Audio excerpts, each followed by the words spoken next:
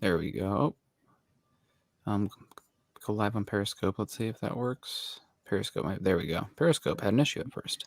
All right, last Facebook group here, and then we'll be good to go. Spinning wheel. There we go. Hello. Welcome into another episode of Broncos for Breakfast. I am your host, Nicholas Kendell, along with my good friend and co-host, Scott Kennedy. Scott, happy 6th of July. I hope you enjoyed the somewhat extended weekend. Yeah, I kind of did nothing yesterday, so it felt like that. Actually, I went over because, it had been at least a day without baseball. I went over and watched 12U World Series, over at East Cobb. So, there's a team. If you know anything about youth baseball, you've probably heard of East Cobb baseball, which is right where I grew up. And they've got a team that is now 57-0.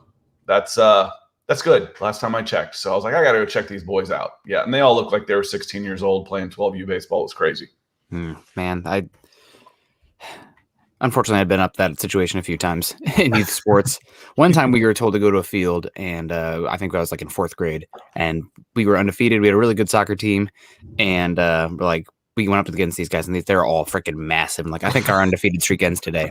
They were 9th graders. They sent us to the wrong field. Like 4th graders versus 9th graders. Like, something's wrong. Well, and this is now fast forward it to the modern era where I check this kid out. East Cobb Astros, that's 45 minutes, not the usual 20. So 45 minutes from my house. This kid hits a home run in the first. They bat around, hits another home run in the first. So they scored 21 runs in the first inning. Oh. And this is bracket play. This team was 3-2 in pool play. And this is a World Series. This is a legit team. I click on him, check his birthday. Yeah, he's a holdback. Then I click on it, look at it again. Fullerton, California. He's from Fullerton, California, playing on the East Cobb Astros. I'm like, something's wrong with 12U sports, man, with youth sports when we're doing this kind of stuff. But anyway, EJ, good morning. Good morning. And Corey Johnson, good morning as well. Appreciate y'all being here. Yeah, thanks, guys, for joining us this morning for an episode of Broncos for Breakfast. Like I said, I am Nick Kendell, and joined with Scott Kennedy. You can find us both on Twitter, Scott at Scout Kennedy, and myself at Nick Kendell MHH. Your boy had a tweet go viral this week, almost 30,000 likes. So nice. That was a fun time. Yeah, it was just a meme, but I'm famous. Verify me, Twitter. I'm famous. No, yeah, we had like. You know what? I actually think it's cooler to not be verified these days. It's just like The Incredibles. When everybody's verified, nobody is. Yeah. So, two of the biggest accounts I follow are non-checkmark. I'm like, I like that. That's cool. Now I want to be different. Now I want to be different. Well, if I get it, you better be happy for me, Scott. Oh, I will give you. That was one of the things people always asked me when we were working at SI. It's like, how do I get Twitter sherified? I'm like, I don't know. I don't care. Twitter's not writing you a check. No. Work the site. That's where you're going to make your money. That's a good point, but it's all about me. No, actually, it's all about the listeners. But make sure you guys follow us on Twitter. Also, follow us at Huddle Up Pod and at Mile High Huddle. If you're joining us on Facebook today, I see we have Greg Smith and Tommy Simmers in the house. They've already clicked those thumbs up over on Facebook. If you guys could do the same, click the thumbs up, click the heart react, click the care react, click the wow react. We'll take them all. Also, while you're over on Facebook, facebook.com/Mile High Huddle. And facebook.com/Mile High Huddle. Check out the pages, check out the comments. You can see earlier episodes on there, everything. Our main bread and butter, though, is YouTube. If you're joining us on YouTube today, please subscribe, like, and share. Doing the show helps the show a heck of a lot. And also, while you're there, make sure you go to Scott's channel, which I am posting right now in the chat. It's right here. You guys can click that link. It's in the chat right now.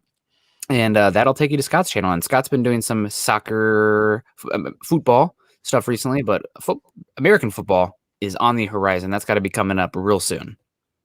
Yeah, we did through popular request on this channel, on this show. Had several people. I know Muhammad came and joined us. Jeremy came and joined us. I was like, we'll talk Euros. And I brought my good friend in who's been following the international game. I think I know these guys. And he'll be like, he'll name me these guys. I'm like, how?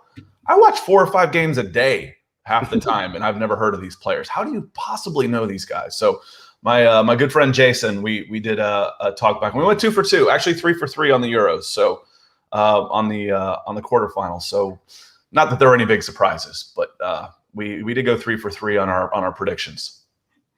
Well, there you go. And who do you have that's left? It's Italy, Spain. I like Italy. I do. It's that was who I kind of picked to win the whole thing.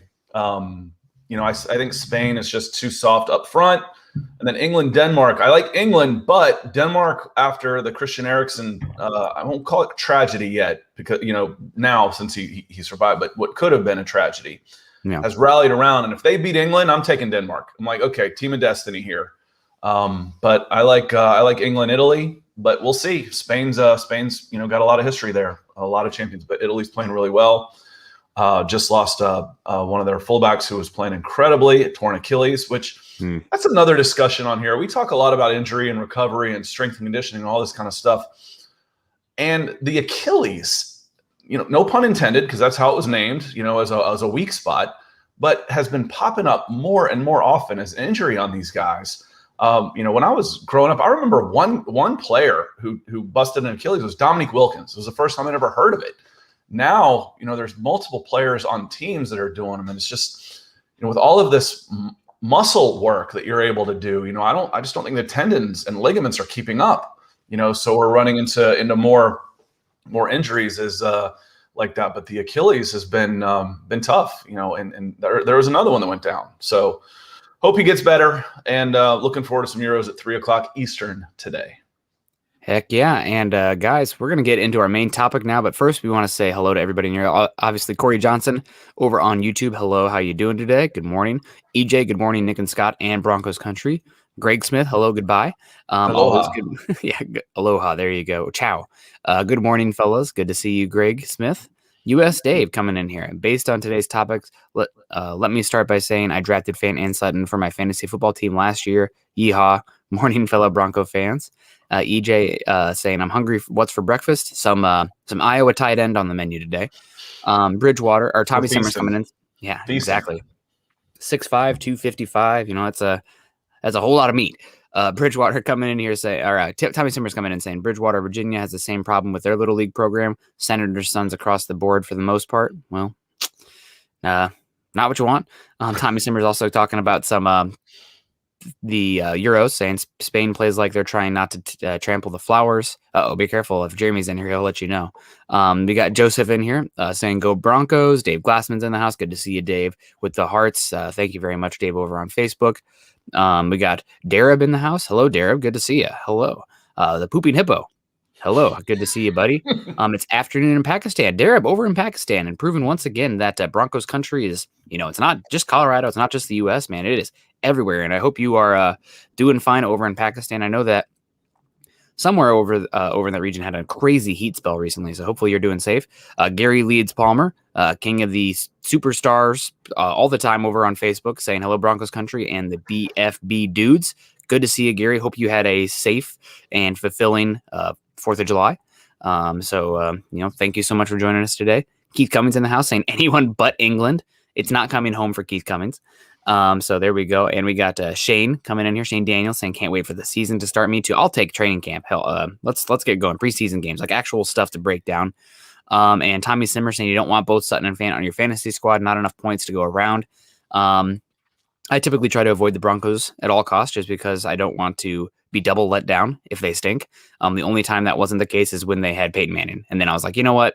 It's going to be good. So I still took him, and I won many fantasy football leagues because of those two. And our first super chat of the day coming over on YouTube from Max Power. Thank you so much, Max. And if you guys are able and willing to contribute like Max did here, that helps us a heck of a lot, and that keeps the morning shows viable. Otherwise, I don't want to, it's not like we're going to be taken off the air for sure, but Chad's always, he's like, okay, what's working, what's not working. So seeing stuff like this helps us point to Chad that, hey, it's working. Even in the dead of the off season, it's working. So thank you very much, Max. It really does help and mean a lot. Max coming in $5 or £5, saying pound. Okay, it's easy to remember because the euro looks like an E. The euro looks like an E. It kind of looks like an E too. That's an L. So that looks more like an L. Look more like an L. An L. So the pound symbol is L, and the euro looks definitely like an E.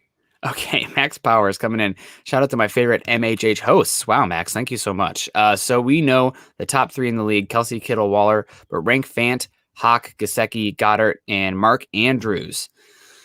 Oh, man. This is where do we throw Kyle Pitts in there now? I think you have to just wait. Like, let's talk midseason. No, we don't wait. That's not what we do here. Okay. We project and predict. Then we're horribly wrong. I would put Kyle Pitts behind both Fant and Hawkinson. I'd put him above Gesicki. Oh, man. Okay, I'd put him behind Fant, Hawkinson, and Goddard. Because Gesicki and Mark Andrews, while they are good receiving weapons, neither of them really make the needle move as blockers. They're more kind of flex tight ends. No, And nobody's rating tight ends on blockers ever. it matters. They all look at them based on. They all look at it's like, oh, he's a great blocker. We're going to pay him $1 million. We're going to pay the guy catching touchdown passes $10 million. I'm sorry, it's just the way it is. Nick Boyle. Tell that to Nick Boyle making $12 million a year. I think it does matter. There's a reason that Gronkowski was always number one. It wasn't just the receiving; it's the blocking as well. And I'm looking for differentiators. So the tight end that can do it all. He was an elite pass catcher. Yeah, that's true. But he can do both. It's a differentiator, but he was still an elite pass catcher. Yeah. He was still an elite receiver.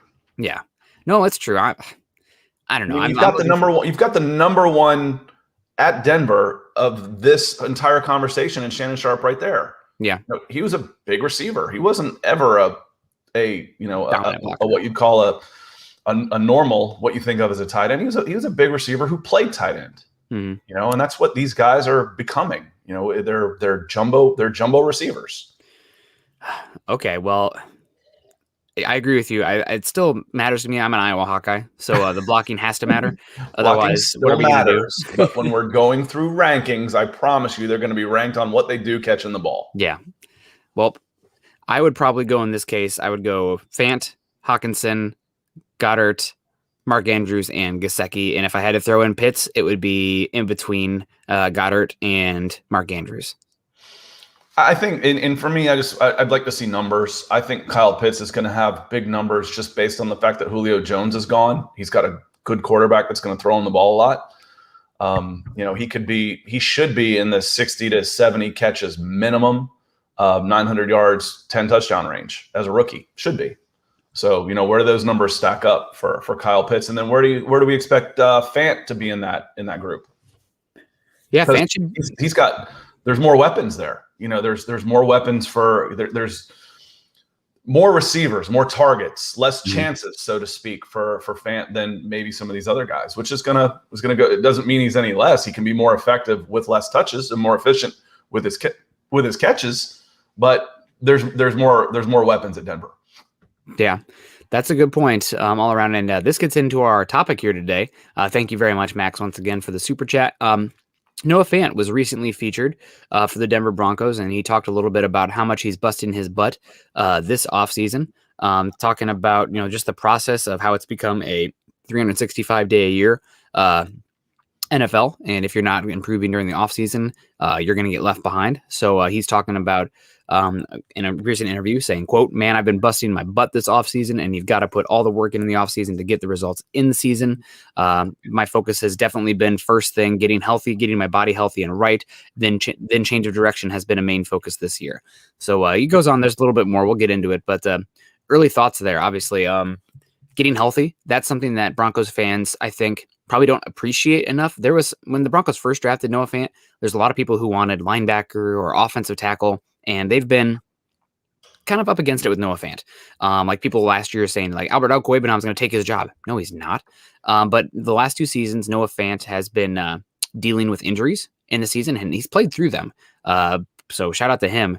But when he came into the league, some people kind of labeled him as, potentially soft or not like willing to do it. His first rookie training camp, he came in and they're like, oh, is he in the best conditioning shape?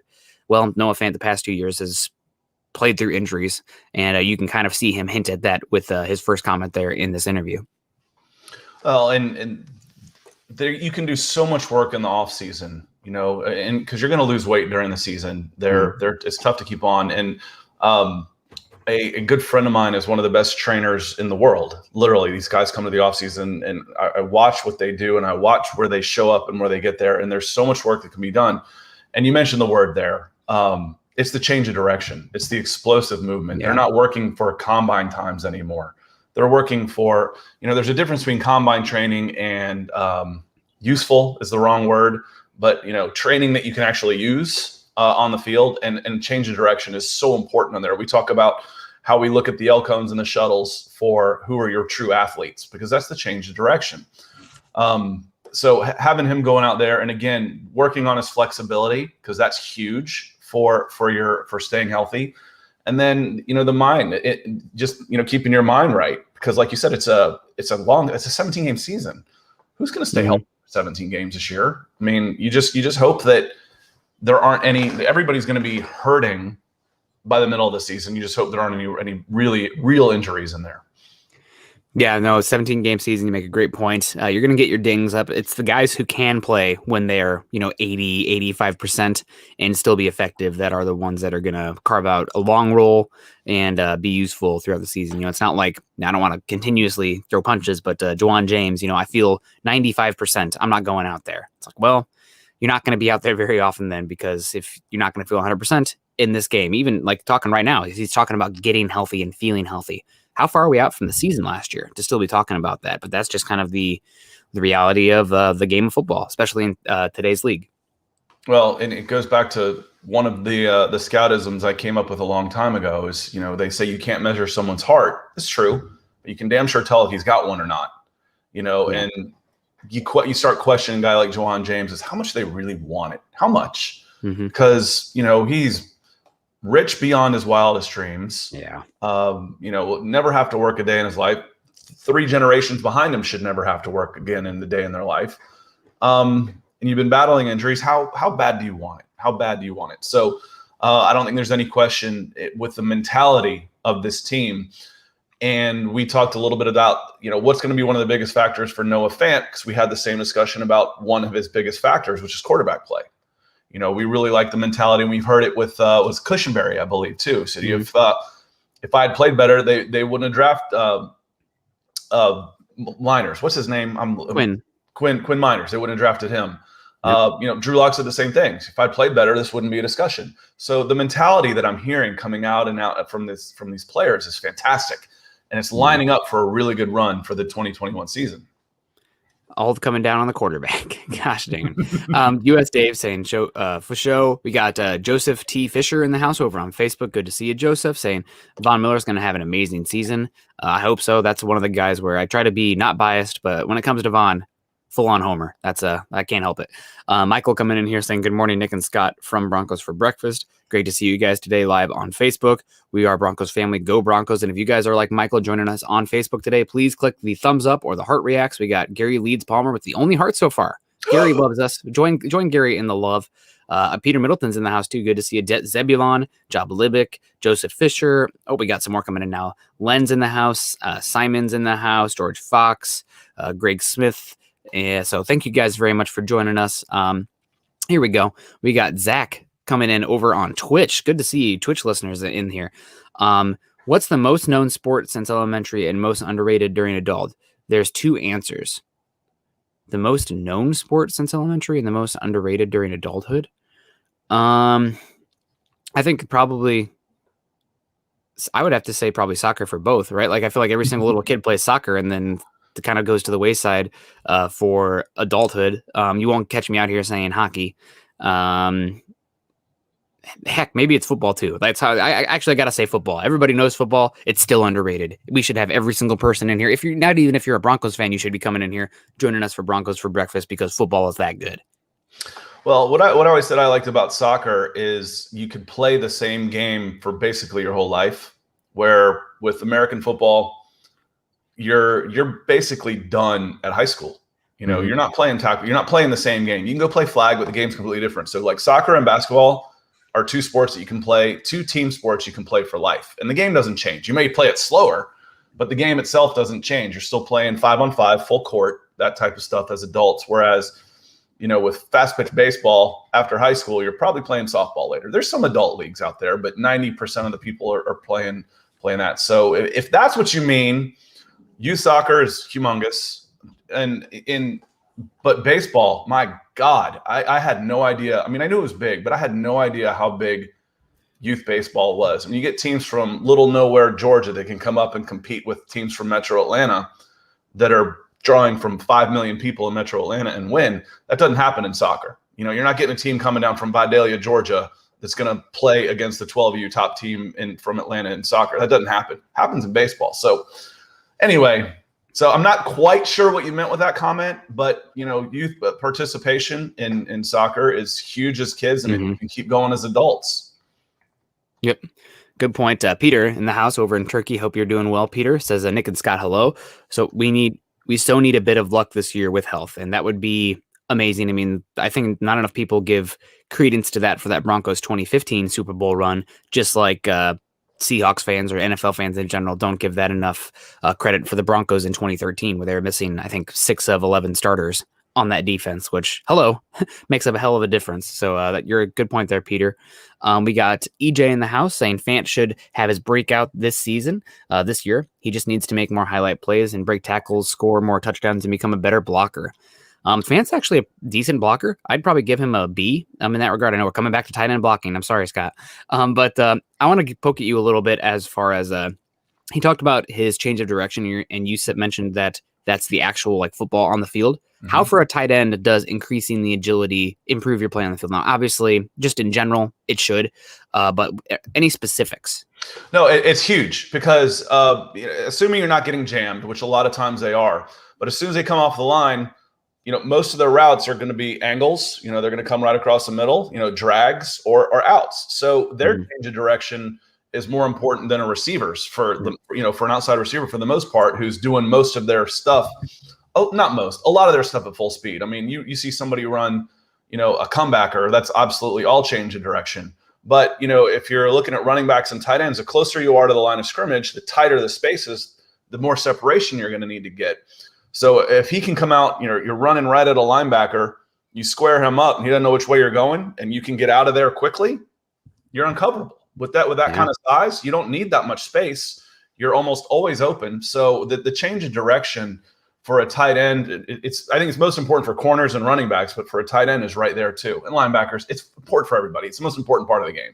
Quickness, not necessarily flat out speed, but the quickness and acceleration. Yeah, and it should help specifically if you're looking for aspects of the game. The ability to create separation in routes, right? If you're quicker, you can sink your hips quicker. You can get tighter breaks, and that means you can get open quicker, and maybe even some double moves, which is pretty rare. Frankly, that's why historically the best athletes have always played defense. Yep. They just have. The twitch. They're because they have to react. I can if I'm coming at you, I know where I'm going, but you don't. So in order to stay with me, you've got to be a better athlete than me. Yep. You've got to be able to break out of that and make it up. So, the best athletes in the NFL are corners, and that's not really, there's obviously freaks at this position or this position, but across the board, it's cornerbacks easily. Yep. Yeah. So agility, the other area where it should help him as well. And it's something that we saw at Iowa, but not to the same extent. Like he was just running away from dudes at Iowa, Big Ten linebackers. And there's some good linebackers out there, but a lot of them, they're the plotters. They're still running 4-3 base a lot of time. Some of those schools at least. But it's the after the catch ability, right? Like Noah Fant, if he was able to outrun a lot of guys or at least get pretty good separation, just putting his head down and running. But now if he can make a dude miss in the open field or change that angle just slightly because of the change of direction, you're talking about going from 20-yard receptions to house calls. I mean, that really could be a difference maker. You've heard me say it before. It's a little sadistic, but it's fun watching the 260-pound guys getting loose in the secondary and watching them drag players down. And it fires up the whole team and the crowd. You get a tight end in the secondary dragging 3 guys with them for 5 or 6 yards. It elevates the entire stadium. I'm a huge proponent for the tight end. I've said it 100 times, and the fullback for that matter, which is another dying breed. Tight ends make it a comeback. Fullback, not so much. No, unless you're playing for Kyle Shanahan. Gary Leeds Palmer in the house again. Good to see you, Gary. A little off topic. Do you think Achilles injuries is a conditioning issue? I am not a physical trainer. I do have a medical degree, but it's not in this specific kind of area.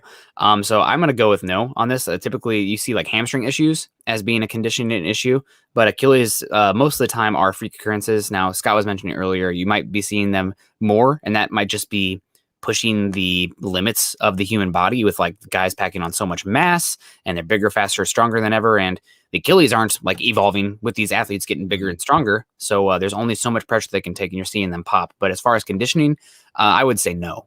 So I was going to say yes, but not for the reason that you would think, but for the reason that you just mentioned, because the rest of the body's conditioning is elevating so much that there's not things you can do to work your tendons and ligaments in order to keep up. So if I can tell from my point of view, I always thought that what was going to keep me playing is my Achilles have both popped my whole life. I can stretch them out and they go bang. I was like, okay, one of these days, one of them's going to go and then I'll stop playing. Turns out age still beat me. But I can tell, being 20 pounds heavier than I'd like, my Achilles start getting sore. So that extra weight that puts on it. Now you're talking about players you got linebackers playing at 260, 265 instead of 220. Mm-hmm. So there's all that muscle mass, and now it's good weight that's making them be able to change directions faster and move faster and carrying more weight than they ever have. The ligaments and tendons, you can't work those out the same way. So is it a conditioning issue? Yes, but not a poor conditioning issue. It's just the fact they're not keeping up. And frankly, the concussions are the same way. You've got everybody moving faster, bigger, faster, stronger, but the skull and brain haven't really evolved. No. So the collisions are getting more violent more often. So you're having more brain trauma. So it is a conditioning issue, but it's because the human body is evolved to the point where the conditioning is so good that there's certain parts of the bodies that haven't been able to keep up. And I think that's why, because there was another one that came in, asked about someone else asked about injuries more. That's why you see more tendon and ligament injuries, in my opinion. Yep. And we got Slide and Glide Bros coming in here with the $5 over on YouTube. Thank you very much, Slide and Glide Bros. Saying, what up, guys? Just wanted to show some love for the pod. Well, we thank you very much for keeping the lights on in here. I know that it is dead season, and historically, dead season means it's a little bit harder to get the views. It's harder to get the super chats, but anything helps. And so we really appreciate you. And, man, thank you for keeping the lights on and showing some love for the pod. Like you said, also another super chat coming in over on YouTube from TD Randall. Thank you very much, TD, saying that finally got to rewatch the OU spring game and the nation's top quarterback, Caleb Williams, number 13, looked in command already. Keep an eye on him and his development. Broncos for breakfast, Mile High Huddle for life, and Broncos country. So TD Randall throwing down the gauntlet, saying Spencer Rattler, number one quarterback in the upcoming draft. And I think right now, if I was a betting man, which I only bet if I know I'm going to win, so not typically. See, I'm the opposite. Okay. I bet to lose. If my team's a favorite, I'm betting against them. I'm like, all right, if they lose, this is how you bet. This is how you hedge your bets. If your team's favored by 7, put $100 against them. What would you pay to lose to guarantee a win? If they win, I'm willing to pay $100. If they win by 5, they win and I get $100. And if they lose, at least I get $100. So that's how I bet. Well, there you go. That's hedging that for sure. Or the opposite. If there's a team I hate, I'll bet on them to win. So then you'll have a little bit of money. Yeah, I'd pay $200 to watch them lose. Absolutely. Well, if they win, at least I get $200. I've done that with Alabama. Not $200. I'm not that, but that's for sure. Yeah, no, Spencer Rattler. Have you watched much Spencer Rattler? Or are you I haven't started at all with the next class, and I won't until, for the most part, until we start playing games, and I'll start watching the next year's games. Okay, which we're not far away from. The NFL kicks off August 6th for preseason. It's my son's birthday, by the way. Okay, all right. Well, yeah, that's right around the corner. Yeah, I really like Spencer Rattler. The questions with Rattler aren't the talent. It is the character.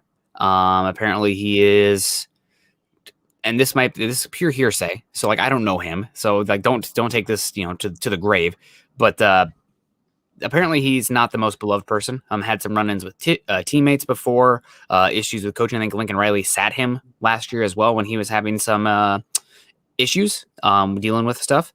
So, Spencer Rattler, that's something, and that's, wide receiver, cornerback position. Okay. Like I can kind of, if they're that good of a player, as long as they're not out there committing felonies, then I can maybe overlook it. Well, quarterback, they're all arrogant. You've got to be arrogant to play at that level. So that's not necessarily a problem. But does he take the coaching? Does he listen? Does he absorb? How are you to your teammates and stuff? Can you still be a good teammate and be super confident about all that stuff? I watched this kid that was very highly recruited pitch a tantrum at a 7-on-7 because the receiver that he wanted to be in the slot wasn't playing. This is a high school kid, wasn't playing. And so he said, I'm not playing with that kid. And he threw his ball down and walked off because in a 7-on-7 in the summer when you're just trying to get reps. Guess who didn't make it very far in college after transferring a couple times? I'm like, that's the biggest turd I've ever seen. That's the word they use for scouting when you got that kid's a turd, and he was a turd, and he didn't make it. So you got to watch those kind of things too. It doesn't matter how much talent you have if you're that big of a turd. Was this person's name? Did this person's name start with a T? No, I don't think so. I'd have to think about it. Okay, I was wondering if it was Tate Martell. I remember schools and colors better than the names that this many kids over 20-something years. I start forgetting. Okay. He was a California kid, transferred out to Florida high school. One of the IMG kids, and then was out of football. Not too long after that. All right. Speaking of out of football, Peter Middleton coming in here talking about injuries. Why were there so many injuries last season? Was it the excessive training? Vaughn has a good example. And it was Peter's comment that I touched on. Yep. And he's talking specifically last year. Last year, I think you maybe saw more injuries because of how weird the offseason was. It wasn't the typical strength and conditioning. More was put on the individual players.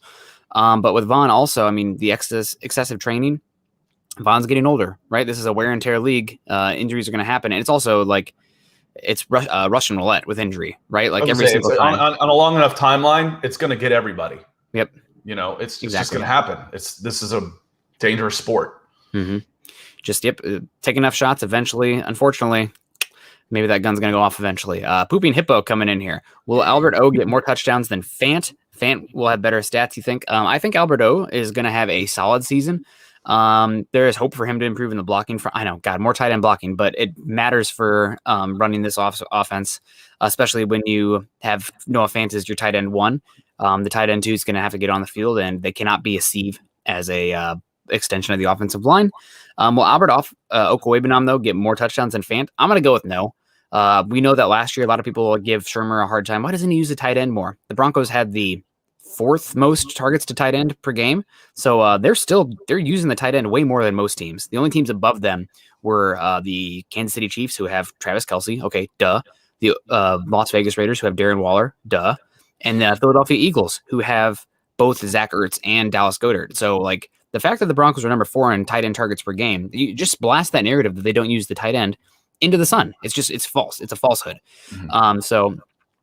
But they do. We're closer to middle of the pack, or I guess if you're breaking it up, the second quadrant for 12 personnel. So even though they are using Fant a lot, how much are they actually going to use 2 tight ends on the field at the same time? Especially when you have this many good wide receivers as the Broncos have, that remains to be seen. But would I go with Albert Okwuegbunam getting more touchdowns than Fant this season? I think this is Fant's year. I think Fant's going to explode this year. He'll go as far as the quarterback takes him, but I'm not betting against Fant for any of the stats from the tight ends. Even if Albert Okwuegbunam develops into a good player, I think Fant is the dude to watch.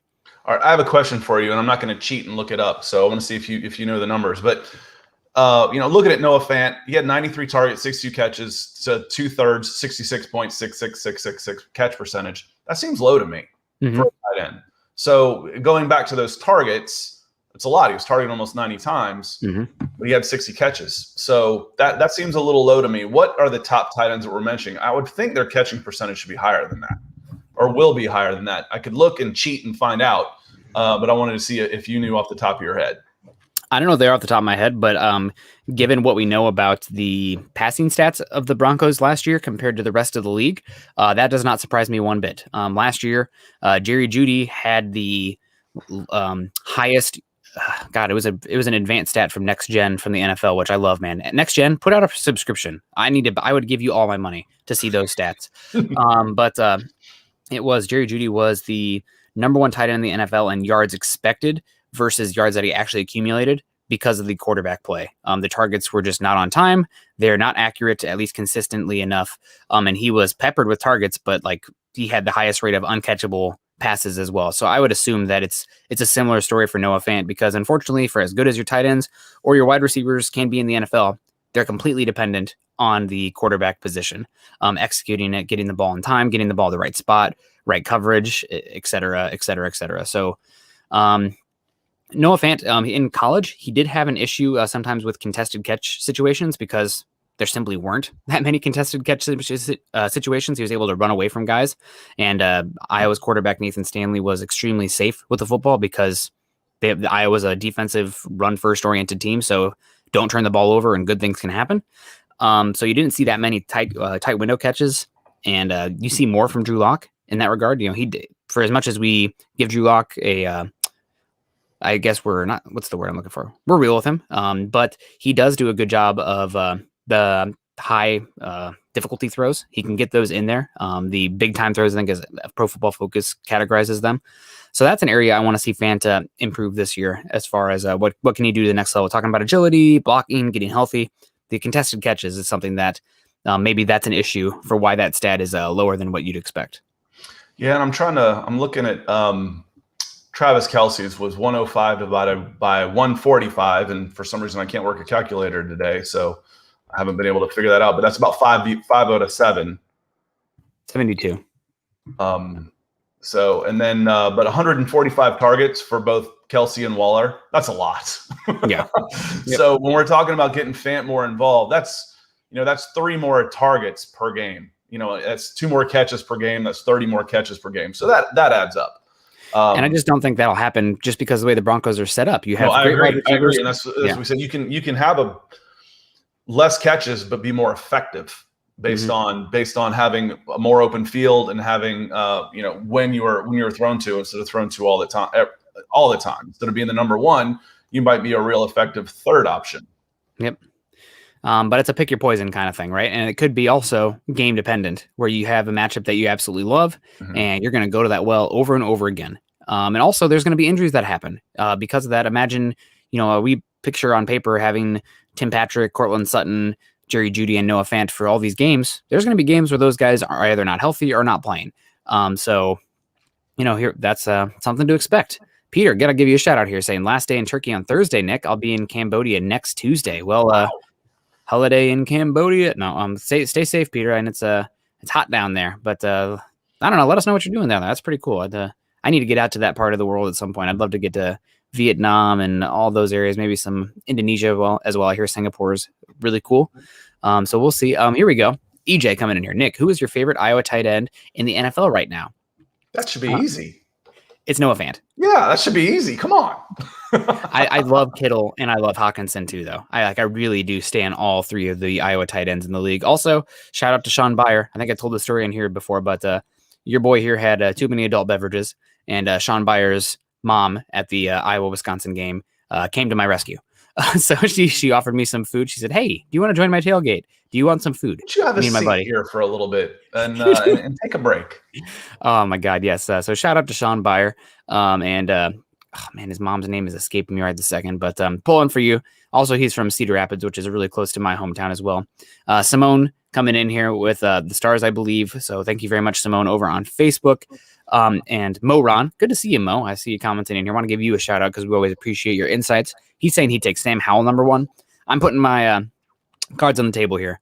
I think number 1 overall pick, my number 1 guy is going to be Malik Willis. I'm doing a lot of projecting there, but apparently it was the Bruce Feldman, who's like renowned college football reporter, analyst, writer, saying that there was an offseason quarterback competition, a college Elite 11, and he said that Malik Willis was just different. He's built like 240.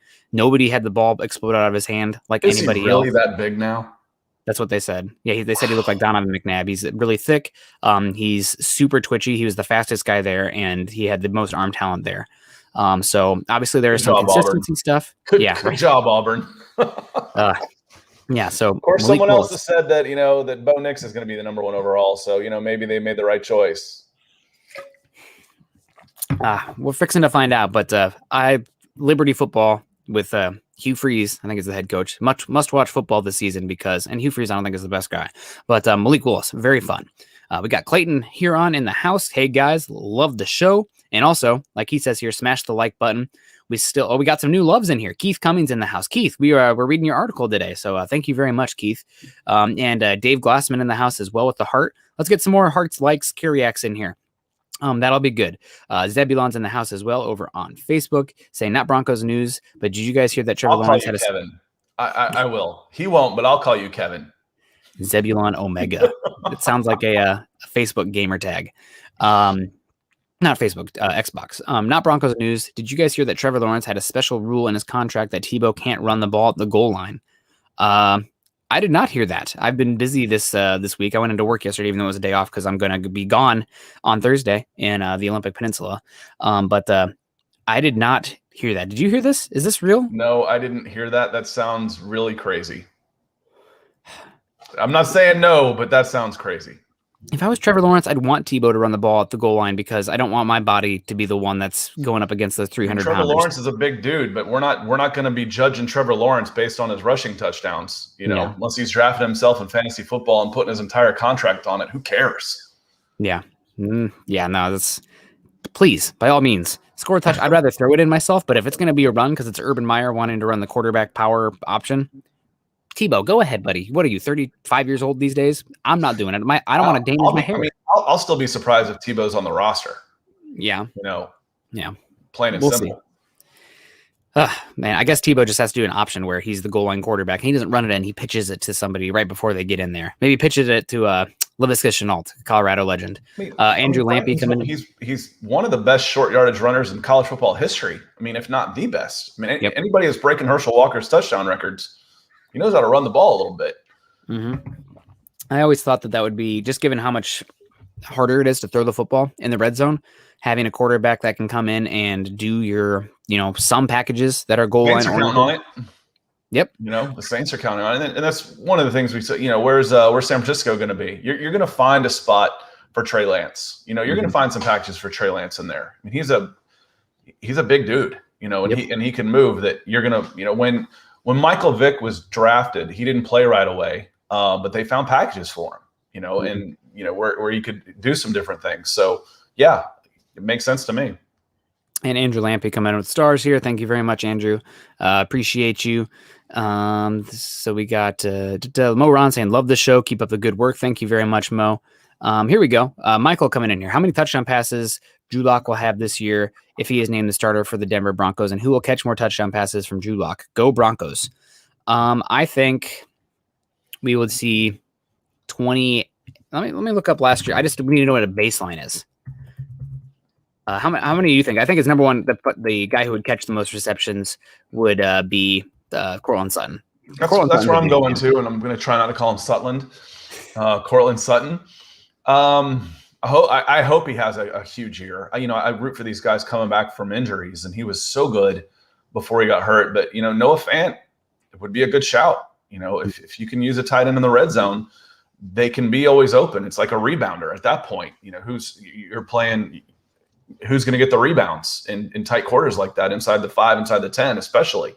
But as things open up, could be Sutton. Why not Judy? How about Judy? Is Judy ready for that big second year? But I'd probably go Sutton 1, Fant 2, Judy 3.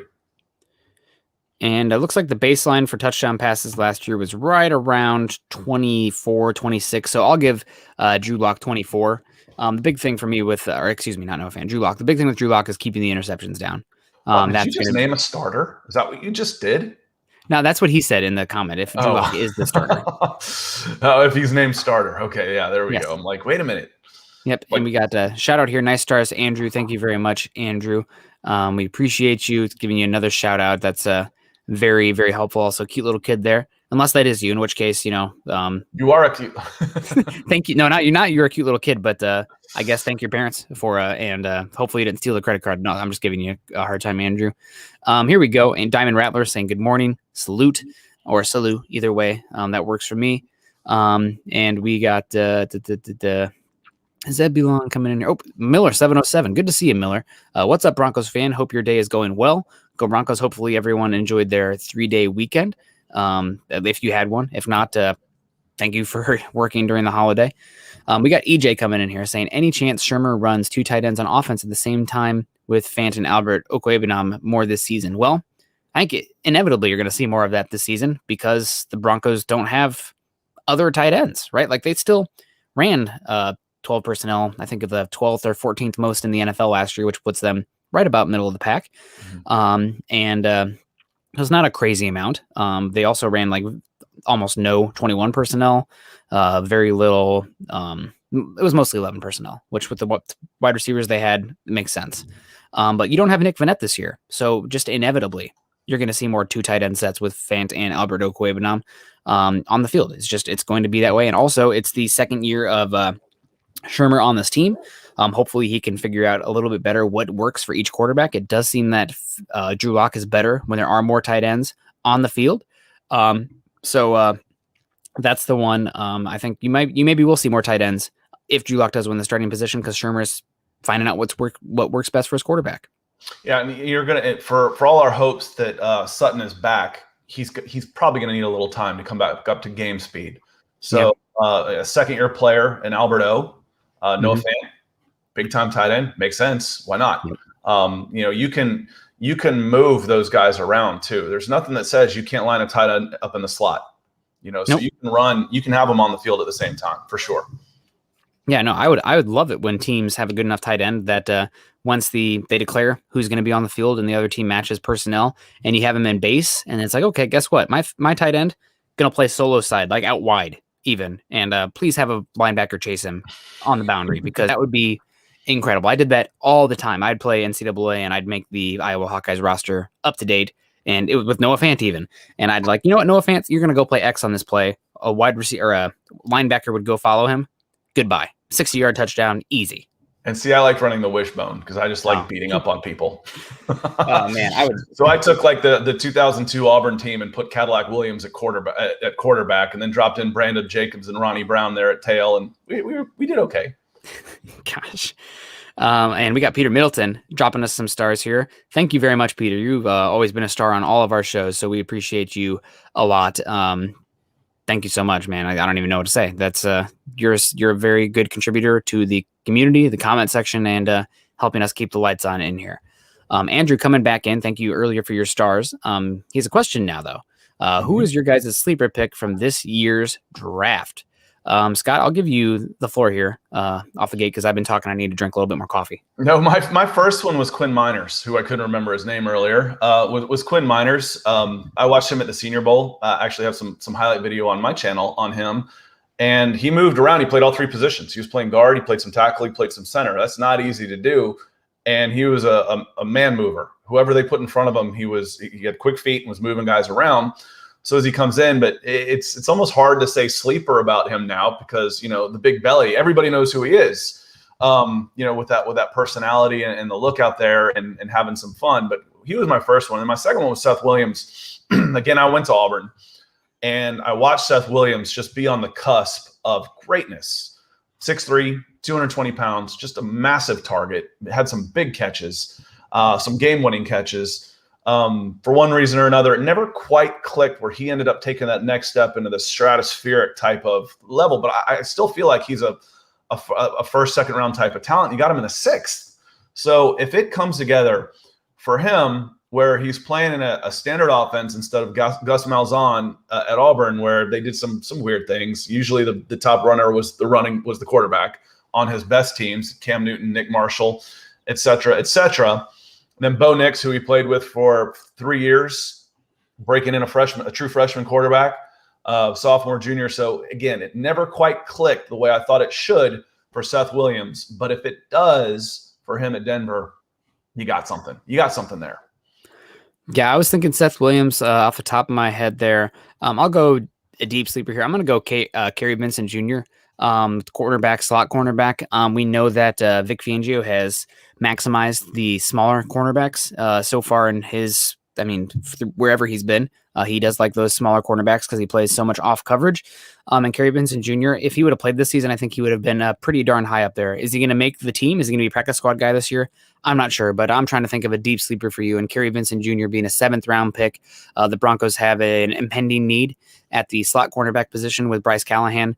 Going to be a free agent after the season, already 30 years old, injuries. I think he's probably, if you get good play from him this year, that's great. I don't think you pay him though.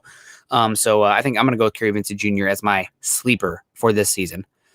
We got Shadow in the house. Good to see you, Shadow. Sup guys in chat room. Fellas, do you think whoever starts the season will finish the season if not injured? We're talking quarterback here, Shadow? Yeah, he's got to be. He's got to be. He's got to be. There's no doubt. I'm going to go with no. Unfortunately, I think the answer is no here. I think that you're going to see the wheels spin a little bit, and they're going to flip one way or the other just to see if it'll jolt the offense and get things rolling. I hope I'm wrong there, but I do not see whoever starts this season taking the job by the horns enough to the point where we don't even see the other quarterback. Well, and here's what I've said all along is the quarterback position, the competition's not going to end. It's just not. Unless one of those guys just plays out of their minds, it's possible. Goes through the first 4 weeks of the season, has 18 touchdowns, 3 interceptions. That'd match last year's almost entire output. So that's difficult to say. But unless that happens, this competition is going to go all year long. The minute one of them struggles, there are going to be calls for the other one. So those of us who might be getting sick, not me, I like a good quarterback competition of talking about who's going to be quarterback. It's not going to stop. It's going to go. It's just not going to stop all the way through Thanksgiving. So get used to it. Yep. It's unfortunate reality. If you don't have a quarterback, it's just going to continue to be that way. Or a for sure quarterback. Speaking of for sure, TD coming back in back to back. Double super chats here on this fine Tuesday morning, July 6th. Thank you very much, TD. Saying, just to clarify, Caleb was the number 1 2020 quarterback prospect and number 7 overall. 247 Sports has projected him as a first rounder, and his NFL comparison is Dak Prescott. Rattler will be special this season. Keep an eye on Caleb, though. Broncos for breakfast. Man, there's one position that there's just never enough of in the NFL, and that's good quarterback talent. So God bless your Sooners, and God bless Lincoln Riley, because we need all the quarterback help we can get in the league, because it just makes the product so much better. And we've seen kind of a changing of the guard recently with a bunch of surefire Hall of Famers, but retiring in the likes of, Drew Brees, Peyton Manning, Phillip Rivers, it's probably soon to be Tom Brady, Aaron Rodgers, the Suns, at least it's dusk right now. So if Spencer Rattler Caleb can be first round quarterbacks and be good quarterbacks in the league, I'm all for it, as long as they don't go to the Raiders, right? Unfortunately, the Chiefs and the Chargers already have their quarterbacks for the next 15 years, but let's just keep the Raiders in the Derek Carr is good, but let's keep them away from the elite, top 5 quarterback category. Yeah, and the track record for the number 1 overall type of quarterbacks the past several years has been pretty good. When we talk about the recruiting rankings and stuff, you see so many of these guys that, assuming they stay healthy, assuming they stay out of trouble and keep their focus, it's been pretty good. Go back 4 years, Trevor Lawrence, Justin Fields, number 1 and number 2.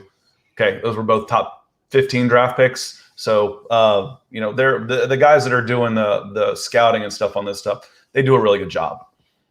Yeah, no, they a lot of times for the quarterback position, you can tell pretty quickly if they have it or not as far as the tools. Then it comes down to stuff that you don't know unless you're working with them, right? Like that's the thing, like with Trey Lance, the athleticism, the arm talent, the mechanics, etc. Like it's all there. What's in between his ears? What's in his chest? That's going to be the difference maker for that quarterback position. And we got Andrew coming back in saying, as far as my kid, thanks for taking the high road with the Husker hat. Andrew, I'm going to be honest with you. The picture is about like yay big on my screen, so I couldn't tell it was a Husker hat. If it was, I might have given you a hard time. We're just going to be completely transparent here, and it's not the kid's fault. It's never the kid's fault. It's you as a parent. No, I'm just giving you a hard time, Andrew. Yeah, man, the Huskers versus the Hawks. It's a good time. It's a fun rivalry. I do think that you guys used to kind of sleep on the Hawks, but now that the Hawks have been beating that booty the past few years, I think there's starting to be a little bit of a mutual dislike, that makes good college football. It's not personal, but that makes good college football when you kind of have a little bit of back and forth. And don't worry, even if Scott Frost is struggling right now, the Huskers have too much money, too good of a program that they'll be down like this too long. Unless you have a different opinion, you think they're down and out? Well, we can get into this a little bit, but joining the Big Ten wasn't the best move in the world for them. They had to make a living in Texas, and I said you've seen some of these historically strong programs. Nebraska, Tennessee is another one who don't necessarily have a great in-state recruiting base, have fallen off a little bit the last 10, 15 years because now everybody's on TV, everybody goes to bowl games. So some of those mid teams have come up a little bit. Some of those teams that can't make a living in their own backyard and have to rely on recruiting out of state have struggled a little bit. And I point to those two teams as Exhibit A and Exhibit B in Nebraska and Tennessee, two teams that made a living in the 90s and 2000s. But that's a conversation for a different day. But I think it's going to be tough for those two teams to reach the heights that we grew up with. And just to add on to that, with the recent Supreme Court ruling and everything going on in the NCAA, I think it might even be harder for those teams in those remote areas because you just don't have as much of a ability to expand your brand nationally if you're playing in Nebraska, and it's going to hurt Iowa as well. I mean, it just is. But Iowa's made a living, in Wisconsin to a certain extent of recruiting and developing, and Nebraska had that with the walk-on program. But when Nebraska really hit their true heights, they were getting skill players from out of state too. Yeah. As Nebraska went more towards California, I just don't know that's sustainable. Well, are you going to recruit? Are you going to beat Ohio for Ohio? Beat Ohio State for Ohio kids? No. Are you going to beat Michigan for Michigan kids? Are you going to go down and take the guys you want out of Texas now that you're playing in the Big Ten? No. So anyway, that's my Nebraska thoughts. Yeah, we'll see what happens there. We got a super sticker coming in here. Broncos 17-0. You're going to have to let us know what it is because of where I sit. I can't really. For that, we'll even act it out. Is it the pair, the sunglasses and like the point guy. The Broncos 17-0 though with a $20 super. We thank you so much. We appreciate the heck out of that. Mike, here we go. Peter saying loving that sticker. Me too, especially with the dance moves there. That was a good one, making me want to get a drink with in a pineapple or something. Aloha. And Michael coming back in. Thanks guys for the great content on the Denver Broncos. Broncos for breakfast are awesome guys. And Michael, shout out to you. Thank you for wishing me a happy 4th of July on Twitter. That was very nice of you to do that. Guys, unless we have any more coming down the tracks, I think it's probably going to have to do it for this Tuesday. It's I think it's just going to be Scott on Thursday. I thought it was later in the week or later in the month. I had 24th in my head. I'm like, wait a minute, coming up this week. Now I'm nervous. That's coming up this fast. Week. Yep, it's 2 days. I'm going to be over on the Olympic Peninsula doing a hike and going to be joining the Olympic Coast as well, which will be a lot of fun. You'll have to talk with Chad. Maybe he'll join you. Maybe he'll be nice enough to join you on here. I know we got to wake him up that early. It's earlier here. It's tough to be on this early. Working's one thing, but trying to be on is another. So we'll figure it out. So I need y'all. I need you. Let's talk. Don't ask me about depth charts. That's what he's for. Wait, he's for. He's for that type of thing. But we can go into all kinds of different stuff. But I need everybody in the participation on Thursday because we'll be going solo, and it's easy to do this when everybody is engaged. So y'all. Yeah, just make sure that you don't let the chat breathe for a second so you can take a drink. That was my biggest thing. I had the shows a couple weeks ago by myself and came in with a full cup of coffee, left with a full cup of coffee because what's different. My throat will hurt. I will stop and say, we got to stop. I have to take a drink. Otherwise I'll be hoarse. Oh, man. Well, good luck to you. I probably won't be tuning in because I probably won't have service, but I'm sure it'll go fine. I'll talk with Chad to make sure everything's fine. But you guys, make sure you come and cheer Scott on. Give him a hard time for me. Also, that's if I'm not here, who's going to give him a hard time, right? So appreciate everyone for joining us today. It means a heck of a lot on restarting this week. This has been Broncos for Breakfast. Hopefully that's it. Yep, there we go. Broncos for Breakfast every Tuesday and Thursday at 8:00. Mountain time. Maybe once the season starts, we'll go a little earlier, but we're just trying to get through the off season right now. Make sure you follow us on Twitter at HuddleUpPod and at Mile High Huddle. Also, guys, make sure you follow both of us on Twitter, Scott at Scout Kennedy and myself at Nick Kendell MHH. If we didn't get to one of your comments on here that you're dying to ask us, ask us on Twitter. We will answer you. I have no issue. I'll carve out some time and 3 or 4 Twitter responses to give you an in-depth answer. I'm not going to be flippant and say, oh, whatever. I'm here to talk football with you. I want to be available, and that's my favorite thing to do, right? To have these conversations, to get in depth about it. If you join us on Facebook today, please follow us at facebook.com/Mile High Huddle Pod and also facebook.com/Mile High Huddle. And while you're there, if you're joining us on Facebook today, click those thumbs up, click the hearts up. We got Ron Pettycourt coming in here with the hearts, Larry Pearson, Diamond Rattler, Michael, Andrew Lampy, Brenton DeGoy, Clayton Heron for the hearts. We got some likes here as well. Oh, the loves, Larry Pearson. So if you guys can click those thumbs up, we're at 23 right now. I was a Michael Jordan guy back in the day, so it's not the worst. Michael Ojemudia, although he switched his number back to 13, but Either way, appreciate that. If you're joining us though on YouTube today, please click those thumbs up, like, subscribe, and share. That can help us a lot. Obviously, not everybody's in a position where they can contribute like everybody that had today so far. And we also have to give a shout out to everybody who did join us today and contributed to the show with super chats, superstars, etc., etc. We got Max Powers in the house, Slide and Glide Bros, Simon Weber, Peter Middleton, Andrew Lampy, Shadow Jack. I'm just going to call you Shadow Jack. TD Randall came in twice, and Broncos 17-0. Obviously, the community itself makes the chat go, makes the show go, but you people who are joining us and contributing are the real stars. You people. You people. You know what I mean. You people. The stars. The stars in my book. Here's a question I want to throw out to the community. My son is about 12 years old, already been through a year of middle school, so he's heard it all. Is it okay to watch Tropic Thunder with him now? Mm-hmm. He's a big 12-year-old. Everybody thinks he's 14 or 15. Is it okay to watch Tropic Thunder with him now? I think it is. I think it is. I watched Monty Python when I was 10. So, well, what we did is completely, well, you're 20 years younger than me, but we were talking about a lot of the stupid stuff that we did as 10, 11-year-olds. I don't want them doing that kind of stuff, but I think it's time to watch Tropic Thunder. Yeah. No, I remember, gosh, I don't know if I should share this. When we were really little, my sister and I watched Austin Powers, and she was probably 4 years old, and I was 8 or 9. And my mom really didn't want her to call anybody that was heavier fat. So she said, we don't call people fat, we call them large. And then we were watching that movie, and she hears them call them, fat bass blank. And she's like, we don't call him fat bass blank. We call him large bass blank. She was like 4. The worst one that I've ever heard of or ever seen was one of our neighbors wanted on his sheriff's star a certain word because they had just watched Blazing Saddles. Oh.